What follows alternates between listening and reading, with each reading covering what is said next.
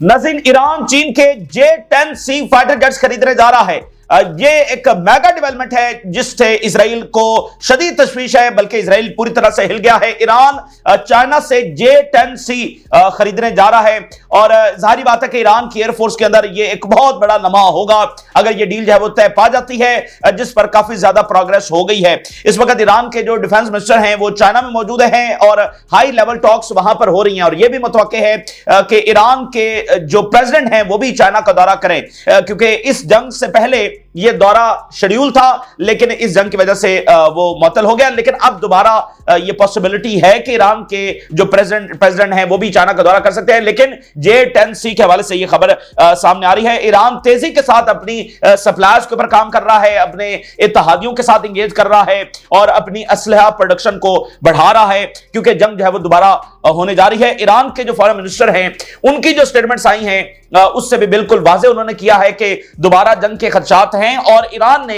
एक European country के जरिए इजराइल को यह पैगाम भिजवाया है कि अगर उसने ईरान के ऊपर हमला किया तो फिर उसका भरपूर तरीके से जवाब दिया जाएगा, मुंह तोड़ जवाब दिया जाएगा, पहले से भी ज्यादा बड़ा हमला ईरान करेगा। और लेबनान जो है, लेबनान की ऑर्गेनाइजेशन हिजबुल्लाह जो है वो इजराइल के बॉर्डर्स के ऊपर अपनी डिप्लॉयमेंट दोबारा से कर रही है। आज ये ताजा रिपोर्ट सामने आई है। हिजबुल्लाह साउथ के अंदर यानी लेबनान के साउथ के अंदर और बॉर्डर्स के साथ साथ वहां पर अपनी डिप्लॉयमेंट कर रही है और हिजबुल्लाह के जो सेक्रेटरी जनरल हैं उनकी भी स्पीच हुई है और उन्होंने कहा कि अगर दोबारा जंग छिड़ती है तो फिर भी हमारी पोजीशन वही है कि हम इसमें न्यूट्रल नहीं होंगे। और ट्रंप जो है वो तपे हुए हैं, जो न्यूयॉर्क के मेयर हैं वो बिल्कुल करीब पहुंच गए हैं और ट्रंप इस वक्त तपे हुए हैं उनके ऊपर। और न्यूयॉर्क के जो मेयर हैं उन्होंने अनाउंस किया है कि वो नेतन्याहू को गिरफ्तार करेंगे अगर नेतन्याहू न्यूयॉर्क आया, और उन्होंने कहा कि मैं ट्रंप के लिए डरावना ख्वाब हूं। तो ट्रंप साहब तपे हुए हैं कि ये न्यूयॉर्क का मेयर किस तरह से इलेक्ट हो रहा है। और गजा से बड़ी हॉरिफिक, हौलनाक और खौफनाक और दिल दहला देने वाली रिपोर्ट्स जो है वो नाज़रीन आज सामने आई हैं, जिसमें नाज़रीन ये पता चला है कि कैसे इजराइल ने वहां पर प्राइवेट आर्मीज दाखिल कर रखी हैं, यानी दुनिया के मुख्तलिफ जगहों से प्राइवेट जो आर्मीज हैं, ये जो सिक्योरिटी कंपनीज होती हैं, इनकी जो आर्मीज, जो कंट्रैक्टर्स हैं वो दाखिल कर रखे हैं, जिनका काम यह है कि वो गजा में घरों को डिमोलिश कर रहे हैं और हर घर को डिमोलिश करने की प्राइस है, यानी एक एक घर के हिसाब से उनको पे किया जाता है। और वहां पर बहुत सारे ऐसे कॉन्ट्रैक्टर्स दाखिल किए गए हैं और रिपोर्ट के मुताबिक गजा में ये रेस लगी हुई है कि कौन सी कंपनी, कौन सा कॉन्ट्रैक्टर जो है वो ज्यादा घरों को डिमोलिश करेगा। ये इस वक्त गजा के हालात हैं। और इसके साथ एक और रिपोर्ट में ये बताया गया है कि जो एड सेंटर्स हैं वहां पर हैवी वेपन्स इस्तेमाल किए जा रहे हैं फलस्तीनियों के ऊपर जो एड लेने के लिए आते हैं, और बाकायदा कमांडर्स ये ऑर्डर कर रहे हैं, यानी बाकायदा ऊपर से ये ऑर्डर है कि जो भी एड लेने आए उसके ऊपर अटैक किया जाए और उनके ऊपर हैवी वेपन्स है, हैवी वेपन्स में मशीन गन्स भी आती, ठीक है ना, ये उनके ऊपर इस्तेमाल किए जाए। तो ये इंसानियत का सबसे बड़ा अलमिया है, सबसे तकलीफदेह चीज है जो गजा के अंदर हो रही है और इसके जिम्मेदार वो भी हैं जो खामोश बैठे हुए हैं। कोई जो भी बयानियां रखे कि अच्छा ये रियलिज्म है, अच्छा जी वो क्या करे, कोई जो भी बयानियां रखे, ये सब इसके जिम्मेदार है जो भी इसके अंदर खामोश बैठे हुए हैं और मिडिल ईस्ट के जो मालिक है जो खामोश बैठे हुए हैं वो इसके जिम्मेदार हैं। अगर उन्होंने आंखें दिखाई होती इजराइल को, इजराइल की ये इतनी जुर्रत यहां पर ना होती। तो बात यह है कि वो इजराइल और साथ यूनाइटेड नेशन ने इस गजा को दुनिया की हंगरिएस्ट प्लेस डिक्लेयर कर दिया है, यानी यहां पर सबसे ज्यादा फाका ज़्यादा लोग जो है वो मौजूद हैं। तो गजा में अब देखिए कि जिस दिन गजा खुलेगा तो फिर असल कहानियां हमारे सामने आएंगी कि वहां पर फलस्तीनियों के साथ क्या बीती। तो बात यह है कि इजराइल जो गजा में यह कुछ कर रहा है, जिसने 36 के 36 हॉस्पिटल तबाह कर दिए, जो खाना बंद करके बैठा हुआ है पिछले कई महीनों से, वो यहां पर सीजफायर करने के लिए आया हुआ है। उसने ये सारा कुछ सीजफायर के लिए किया था। तो बिल्कुल इजराइल का इरादा कुछ सीजफायर न था न है।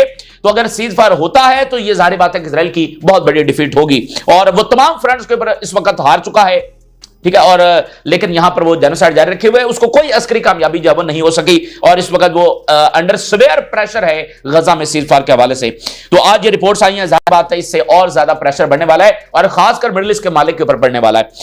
अच्छा, अब नाज़रीन सवाल यह है कि क्या ईरान और इजराइल की जंग, जो इस रीजन की सबसे बड़ी जंग है, और आपने देखा कि यह आलमी जंग है, हम आलमी जंग के बिल्कुल दहाने के ऊपर खड़े थे, बिल्कुल दहाने के ऊपर खड़े थे और वहां से डी एस्केलेट मामला हुआ है। तो यह बात सबको वाज़ेह हो गई है कि ईरान की जंग एक आलमी जंग होगी या उसका स्केल इतना बड़ा होगा कि कई मुल्क उसमें ड्रैग हो जाएंगे। एक ऐसी जंग जो मिडिल ईस्ट ने रिसेंट हिस्ट्री के अंदर विटनेस नहीं की। तो यह बात तो वाज़ेह हो गई। तो अब सवाल यह है कि क्या ईरान और इजराइल की जंग खत्म हो गई है? अनफॉर्चुनेटली नो, ये जंग जो है वो खत्म नहीं हुई है। और जो भी यहां पर बाकी मिडिल ईस्ट के ममालिक जो है ना, जो अभी वो अब्राहम अकॉर्ड की भी बात चल रही है, और इसमें आप देखिए कि अब्राहम अकॉर्ड जो है उसके बारे में वाज़ेह है कि जो उसकी पहली जो उसका फेज था ट्रंप के पहले टर्न्योर में, उसका बकायदा मकसद क्या बताया गया था? उसका मकसद बताया गया था कि ये एक यूनाइटेड फ्रंट है अगेंस्ट ईरान। तो कहीं पर वो कोई जवाब इस्तेमाल करेंगे, यानी वो ईरान से सरेंडर चाहते हैं। ये जंग क्यों नहीं खत्म हुई? क्योंकि वो ईरान से जब सरेंडर चाहते हैं, और ईरान सरेंडर करने वाला नहीं है। ठीक है, तो कभी वो इधर अब्राहम अकॉर्ड कर लेंगे, कभी कोई और कुछ करेंगे, तो ये मामला जब वो खत्म नहीं होगा, क्योंकि ईरान सरेंडर नहीं कर सकता बाकियों की तरह, जो जिन्होंने किया हुआ है ईरान सरेंडर नहीं कर सकता। और इजराइल जो है वो यहां पर कोई ना पीस करने आया है, ना वो किसी को बराबरी के हुकूक देने के लिए आया हुआ है, ना वो यहां पर किसी को टेक्नोलॉजीज देने के लिए आया हुआ है, ठीक है ना वो किसी को यहां पर सिक्योरिटी देने के लिए आया हुआ है, बल्कि वो यहां पर एक्सपेंशन करने के लिए आया हुआ है। तो जब तक इस रीजन के तमाम ममालिक उसके सामने सरेंडर नहीं कर देते, वो रुकेगा नहीं। तो अब वो जाहिर बात है दोबारा से ईरान पर हमला करने जा रहा है, एक दूसरा राउंड जो है वो होने जा रहा है, और आप देखेंगे कि इसमें उनको ज्यादा नुकसान होगा। और यह हमला जो है वो इन डेज भी हो सकता है, यानी दिनों के अंदर भी हो सकता है, ये हफ्तों के अंदर भी हो सकता है, और इसको शायद विद इन मंथ्स भी हो सकता है। और चूंकि ट्रंप भी थोड़ा सा ये चाह रहा है ना कि वो अमन का थोड़ा सा दोबारा ढोल पीट ले, क्योंकि वो बुनियादी तौर पर तो यही नारा लगाकर आया कि वो जंगों को जो है वो रुकाएगा। तो अभी इस वक्त आप देखें क्या ड्रामा चल रहा है। अभी ट्रंप साहब जहां पर जा रहे हैं वो एक ही चीज का क्रेडिट ले रहे हैं, देखो मैंने ईरान और इजराइल की जंग रुकवा दी। तो सवाल यह है, कोई पूछने वाला पूछे कि बादशाह सलामत ये जंग शुरू किसने करवाई थी? अगर आपने रुकवाई है तो शुरू किसने करवाई थी? यानी वो ट्रंप अचानक से जब थर्ड पार्टी बन गया। तो अभी उसकी ये भी जरूरत है, क्योंकि अंदर से बहुत ज्यादा तनकीद हुई कि इसने बिट्रेल किया है, ये नारा कुछ और लगाकर आया था, लेकिन ये दोबारा से जंगे छेड़ रहा है। तो वो चाहता है कि दोबारा से जो है वो थोड़ा सा अमन का जो ढोल है वो पीटा जाए, और दोबारा कहा जाए कि देखो मैं जंगे रुकवा रहा हूं। और अभी वो नोबेल पीस प्राइज की बात भी चल रही है, और अभी एक वहां के सेनेटर हैं, उन्होंने भी ये तजवीज पेश की है, सिफारिश की है कि ट्रंप साहब को जो है वो नोबेल पीस प्राइज मिलना चाहिए। तो ये भी एक सिलसिला चल रहा है कि दरमियान में ये भी थोड़ा सा नैरेटिव जब बना लिया जाए। और ये बात अब वाज़ेह है कि from the day one Trump जब से आया है, उसका मकसद ईरान के ऊपर हमला ही करना था। डिप्लोमेसी एक ट्रैप था, एक जवाब था ईरान पर हमला करने के लिए। लेकिन इस सारी प्लानिंग के बावजूद जो इजराइल और अमेरिका ने मिलकर की, और जो ईरानियन कमांडर्स असैसिनेट हुए, जो साइंटिस्ट अपनी फैमिलीज के साथ असैसिनेट हुए, उस समय ट्रंप ने ग्रीन लाइट दी। और दुनिया में कोई ऐसा नहीं करता है, यकीन मानिए। ये असैसिनेशन जो है ना, ये बहुत ही आखिरी दर्जे की एक हौलनाक चीज है जो कोई भी नहीं करता है। मैंने आपको मिसाल दी कि रशिया और जो यूक्रेन की जंग जारी है, रशिया ने कितनी असैसिनेशंस यूक्रेन में की हैं, ये नहीं होता है, ठीक है ना। लेकिन बहरहाल यहां पर बार्बरिज्म की हमने आखिरी जो मिसालें हैं वो हमने देखी हैं। तो रिजल्ट्स इनकी मर्जी के मुताबिक जो है वो नहीं आए हैं, ठीक है। और इसलिए अब ये दोबारा जंग करना चाहते हैं, लेकिन अब ये दोबारा जो हमला करेंगे नाज़रीन, उसमें इनको और ज्यादा धचका लगेगा, और ज्यादा इनको नुकसान होगा। उसकी वजह क्या है? देखिए, इजराइल ने अपनी सारी ताकत इस्तेमाल की है। इजराइल और अमेरिका ने कोई कसर नहीं छोड़ी है। असैसिनेशंस करना, कमांडर्स को कहना कि तुम जो है वो रिवोल्ट कर दो, क्योस फैलाना, मतलब जो ये कर सकते थे, और बमबारी जितनी ज्यादा ये कर सकते थे उतनी ज्यादा इन्होंने की, लेकिन इनको गोल्स अचीव नहीं हुए। तो इनकी सारी ताकत इस्तेमाल हुई है। ईरान की अभी सारी ताकत इस्तेमाल नहीं हुई है। ईरान ने अपने सारे मिसाइल इस्तेमाल नहीं किए, ईरान ने अपनी सारी कैपेबिलिटी इस्तेमाल नहीं की है। और ईरान जो है वो इस जंग के बाद उसको अंदाजा हुआ है कि उसकी कमजोरियां क्या है, सिक्योरिटी ब्रीच कहां पर हुआ है, किस किस शोबे में उसको काम करने की जरूरत है। तो ईरान अपनी कमजोरियों के ऊपर काम कर रहा है, और उसने अपनी सारी कैपेबिलिटीज इस्तेमाल नहीं की है। इसलिए ये जो नया हमला करेंगे उसमें इनको ज्यादा बड़ा नुकसान जब उठाना पड़ेगा। और यह भी हो सकता है कि ये दूसरा जो राउंड है ये नॉकआउट राउंड साबित हो इजराइल के लिए। और अभी हमारे सामने रिपोर्ट्स आ रही है कि थाउजेंड्स ऑफ बिल्डिंग्स तबाह हुई हैं। तो अब ईरान ज्यादा अच्छे तरीके से जानता है कि इनका एयर डिफेंस कैसे काम करता है।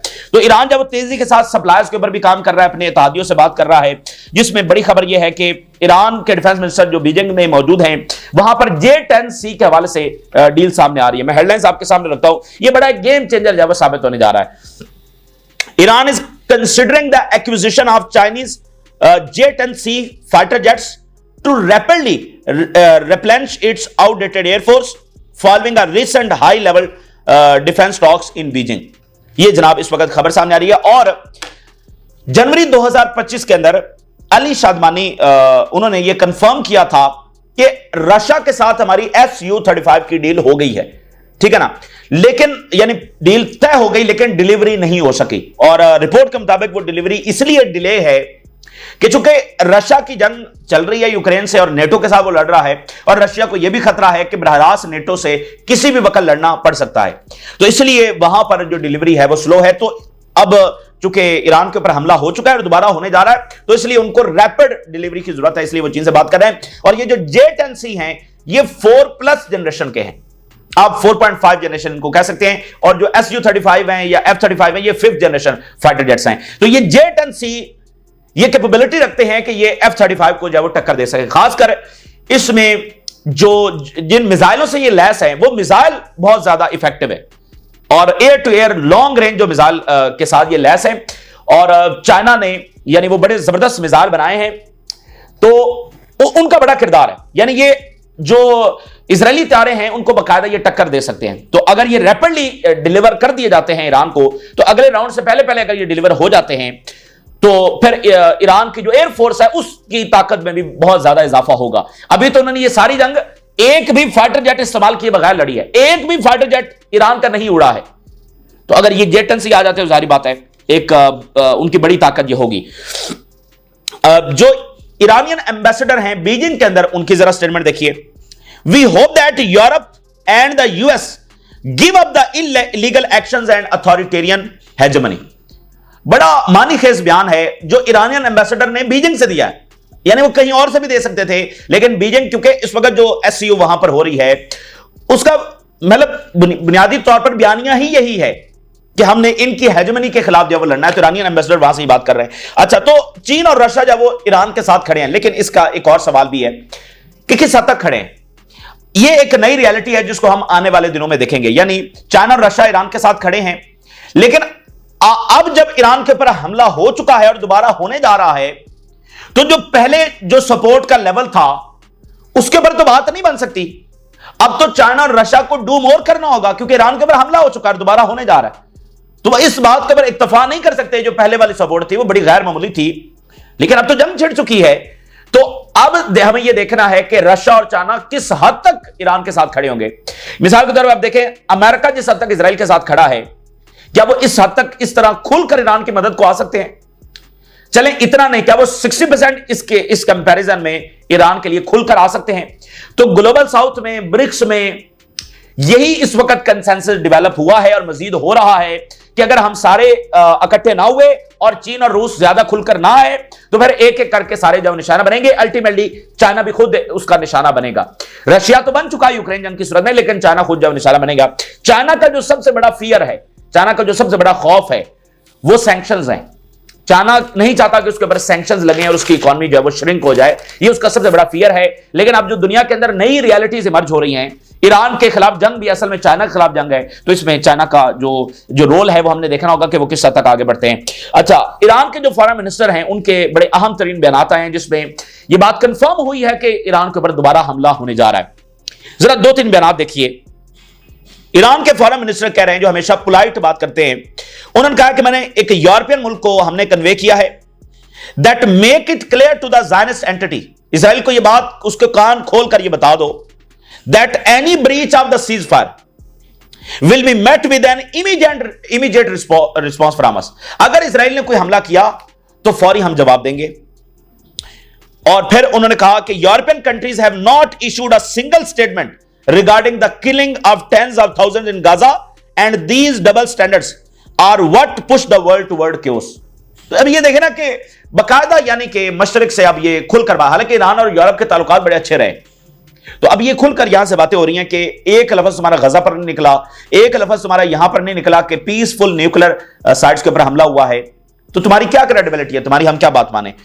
अच्छा, और फिर ईरान के फॉरेन मिनिस्टर ने एक बड़ी इंपॉर्टेंट बात की, उन्होंने कहा कि We have informed the Zionist regime that Iran is not Lebanon.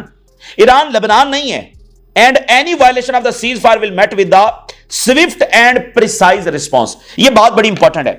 देखिए, लेबनान का सीजफायर हुआ इजराइल के साथ, तो हिजबुल्लाह ने उस सीजफायर को जारी रखा, लेकिन इजराइल ने एक भी दिन उस सीजफायर को ओबे नहीं किया, बल्कि वो पहले दिन से टारगेटेड स्ट्राइक्स है वो जारी रखे हुए हैं। और उसने सारे इलाके भी खाली नहीं किए।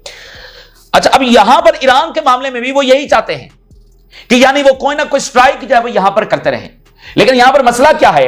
मसला यह है कि अगर वो एक स्ट्राइक करेंगे तो जवाब 40 बैलिस्टिक मिसाइलों से आएगा, तो कॉस्ट बड़ी हाई है। तो इसलिए ईरान उनको इस तनाजुर में बात कर रहा है कि ये ईरान है, ये लेबनान नहीं है। और वहां पर जो अब लेबनीज गवर्नमेंट है वो शदीद दबाव के अंदर है इस सारी इक्वेशन के बाद, क्योंकि हिजबुल्लाह ने जो जवाबी अटैक्स नहीं किए उसकी वजह, उसकी जिम्मेदार लेबनीज गवर्नमेंट है और मिडिल ईस्ट के कुछ ममालिक हैं। इन्होंने इतना प्रेशराइज किया हिजबुल्लाह को कि देखें आपकी वजह से देखें लेबनान में कितनी तबाही आ गई है, यहां पर इजराइल बॉम्बिंग कर रहा है, इसके जिम्मेदार आप हैं, यानी उनको काफी ज्यादा जब वो प्रेशराइज किया गया।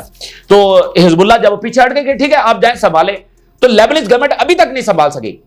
अगर लेबनीज गवर्नमेंट और मिडिल ईस्ट के कुछ मालिक ये सारी हरकत ना करते और हिजबुल्लाह जवाबी हमले करती तो इजराइल की ये जरूरत ना होती जो वो यहां पर ये पिछले कई महीनों से कर रहा है। तो अब लेबनीज गवर्नमेंट भी इस इक्वेशन की वजह से शदीद दबाव के अंदर है कि ये आपकी लातों के भूत बातों से नहीं मानेंगे। और ईरान भी इसी तरह से बात कर रहा है कि ये भूल जाओ कि तुम कोई एक आध स्ट्राइक करोगे तो फिर हम जवाब देंगे। तो इसलिए अब इजराइल जो है वो ये भी चाह रहा था कि कोई ना कोई स्ट्राइक जब यहां पर करता रहेगा, कोई ड्रोन भेज देगा, कोई स्ट्राइक कर देगा, ठीक है, कोई और ऑपरेशन कर देगा, तो वो मामला जहां पर चलने वाला नहीं है और उसका जवाब जारी बात ईरान से सख्त तरीन आने वाला है। फिर ईरान के फॉरेन मिनिस्टर ने एक और पेंडोरा बॉक्स खोल दिया है। वो कहते हैं कि हमारे पास सबूत हैं, डॉक्यूमेंट्स हैं जो ये साबित कर रहे हैं कि अमेरिकन जो बेसेस हैं रीजन में played a role in supporting Israel. अब ये नया पेंडोरा बॉक्स है, इसको उसी जो गल्फ में अमेरिकन बेसेस के ऊपर हमला हुआ है उस तनाजुर में देखिए। वो कहते हैं कि हमारी बेसेस इस्तेमाल नहीं होती। तो ईरान कह रहा है कि हमारे पास ये सबूत है कि ये बेसेस इजराइल को सपोर्ट करने में इस्तेमाल हो रही हैं। इजराइल जो भी बॉम्बिंग कर रहा है गजा में, लेबनान में, शाम में, यमन में, ईरान में, ये बेसेस इस्तेमाल हो रही है। अच्छा, कौन नहीं जानता कि ये बेसेस इस्तेमाल हो रही हैं?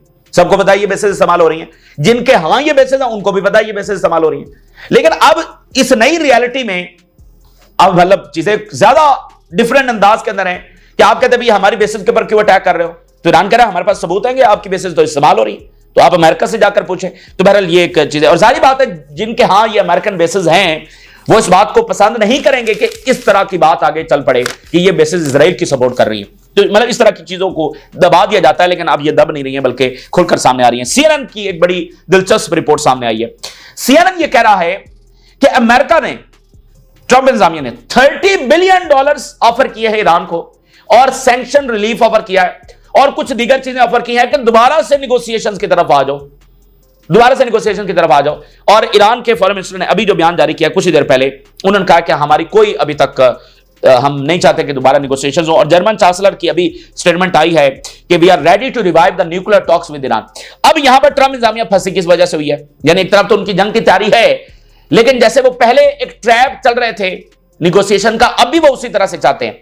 लेकिन मसला क्या है? मसला यह है कि जो इन्होंने मिस एडवेंचर किया, ईरानियन गवर्नमेंट भी अपनी जगह पर मौजूद है, उनका न्यूक्लियर प्रोग्राम भी अपनी जगह पर मौजूद है, और अब जो ईरान ने नया इकदाम उठाया कि आईएईए के साथ उन्होंने कॉपरेशन बंद कर दिया है, तो इससे हुआ यह है कि यूरोप और अमेरिका और इजराइल इनके पास अब बिल्कुल ये ब्लाइंड हो गए हैं, ये ब्लाइंड हो गए हैं कि ईरान का न्यूक्लियर प्रोग्राम किस डायरेक्शन में बढ़ रहा है। क्योंकि पहले तो आईएईए के लोग वहां पर बैठे हुए थे जो जासूस थे इजराइल के और अमेरिका के और यूरोप के, जासूसी कर रहे थे उनके लिए, और इन्हीं की मदद से साइंसदान जो हिट हुए हैं। तो अब तो आईएईए वहां पर नहीं है और ईरान के पास पूरा जवाब है, रशिया और चाइना इसको बैक कर रहे हैं कि उनके पास पूरा जवाब है। और अगर मतलब देखें आपने जंग की, उनसे हार गए, तो अब ईरान जो भी इकदाम उठाए तो तुम क्या कर लोगे? पहले तो यह था कि हमला कर देंगे, हमला तो हो गया, फिर दोबारा हमला करना है, दोबारा भी कर लो। तो जब दोबारा हमला ही करना है तो फिर तो ईरान बिल्कुल तुम्हारी बात नहीं मानेगा कि अगर दोबारा भी हमला ही कर, तो उनके पास हर तरह से जवाब है। तो अब आईएईए वहां से हो गया फारग, तो अब इनके पास ये अंधेरे में है, इनके पास कोई इंफॉर्मेशन नहीं है कि ईरान का न्यूक्लियर प्रोग्राम किस डायरेक्शन में जा रहा है। तो अब इनको मतलब जो है ना इनमें खलबली है कि भाई अब क्या करें। तो अब ये कह रहे हैं फौरी ईरान नेगोशिएशन। भाई ये दुनिया में कौन सा मजाक है? पहले मुज़ाकरात करो, फिर हमला करो, फिर कहो कि फिर मुज़ाकरात करेंगे, ये कौन सा मजाक है? तो अब सीएनएन ये कह रहा है कि $30 बिलियन दिए हैं, मतलब ऑफर किए हैं, और सैंक्शन रिलीफ। तो इतना जरूरी है ट्रंप इंतजामिया के लिए एक दफा दोबारा ईरान को मुज़ाकरात के लिए इंगेज करना। हिजबुल्लाह जो है वो इजरायली बॉर्डर्स के करीब जो है दोबारा से अपने मोर्चे संभाल रही है, क्योंकि मैंने आपको बताया कि ये बिल्कुल एक नई इक्वेशन है जो यहां पर जो सामने आई है, जो ईरान ने शिकस्त दी है। तो अब ये जो पुराना बयानिया चल रहा था ना, जो लेबनीज गवर्नमेंट प्रमोट कर रही थी, मिडिल ईस्ट के कुछ दीगर ममालिक प्रमोट कर रहे थे, और अब जो नया अब्राहम अकॉर्ड की बातें चल रही हैं, वो भी उसी बयानिए पर है कि इजराइल के साथ चलना है, बस उसके साथ चलेंगे तो अमन होगा, फलाना ढिमकाना, ये सब इल्यूजन है। इजराइल यहां पर कोई किसी किस्म का अमन करने नहीं आया है, वो सिर्फ ताकत की जुबान समझता है, और वो किसी को बराबरी के राइट्स भी देने के लिए तैयार नहीं है। यानी जो आजाद रियासतें हैं उनको भी बराबरी के राइट्स देने के लिए तैयार नहीं है। वो चाहता है कि सब उसके मोहताज और ताबे बनकर रहें और कमजोर बनकर रहें, कोई ताकतवर होने की जो वो जुर्रत ना करे। तो इसलिए अब हिजबुल्लाह अपने मोर्चे संभाल रही है और लेबनीज गवर्नमेंट के साथ भी वो सीधे तरीके से बात कर रहे हैं। और हिजबुल्लाह के जो सेक्रेटरी जनरल हैं उनकी आज स्पीच हुई है। Sheikh Qassem praises Iran resilience in face of Israel US. अच्छा, ट्रंप साहब जो हैं वो न्यूयॉर्क के मेयर, जिनके बारे में हमने पूरी तफसील आपके सामने रखी है, जो पहली बार एक मुस्लिम मेयर हैं जो वहां पर इलेक्ट हो रहे हैं, बहुत ज्यादा उनकी पॉपुलैरिटी है और वो इजराइल के ऊपर खुलकर तनकीद कर रहे हैं और उनकी पॉपुलैरिटी में इजाफा हो रहा है। और वो सारे जो डायनामिक्स हैं हमने डिस्कस किए हैं। ट्रंप का ट्वीट आया न्यूयॉर्क के मेयर के ऊपर, जरा देखिए, मतलब देखें ये कितनी बड़ी बात है जो होने जा रही है। ट्रंप साहब हिले हुए हैं पूरी तरह से। It's finally happened, the Democrats have crossed the line. इन्होंने रेड लाइन अबूर कर दी है डेमोक्रेट्स ने, ये ट्रंप साहब बयान दे रहे हैं। जोहरान ममदानी जो कि मेयर हैं, 100% कम्युनिस्ट, ये तो एक कम्युनिस्ट है, has just won the Democrat primary and is on the way to becoming the mayor. अच्छा जी, we have had radical left before but this is getting a little ridiculous. यानी वो Trump अपने अलावा सबको फजूल समझता है, सबको पैट्रियट भी नहीं समझता अमेरिका का, सबको यानी कि वो समझता है कि ये सारे फजूल लोग हैं और मैं ही सबसे बेहतरीन हूं। He looks terrible, his voice is grating, he is not very smart. अब देखना, वो स्मार्ट भी नहीं है, उसका एक्सेंट भी अच्छा नहीं है, वो रेडिकुलस है। अच्छा जी, और all backing him and even are great Palestinian senator Chuck Schumer is grovelling over him. Yes, this is a big moment in the history of our country. फिर उसने माना कि जारी बात है, ये बात ठीक है कि ये हमारी मुल्क की तारीख का सबसे एक बड़ा लम्हा है। तो ये अमेरिका के अंदर बहुत बड़ी, यानी इसने पूरी जो पॉलिटिकल इलीट है उसको हिला कर रख दिया है कि न्यूयॉर्क के अंदर एक शख्स जो इजराइल के ऊपर खुलकर तनकीद कर रहा है, वो मेयर मुंतखब हो रहा है, इसने उनके पॉलिटिकल इलीट को हिला कर रख दिया है। तो ये एक तब्दीली है जो वहां पर आ रही है। ये ताजा तरीन सूरत हाल जो आपके साथ शेयर किया, आपने राय जरूर करें। इजाजत दीजिए, अल्लाह हाफिज।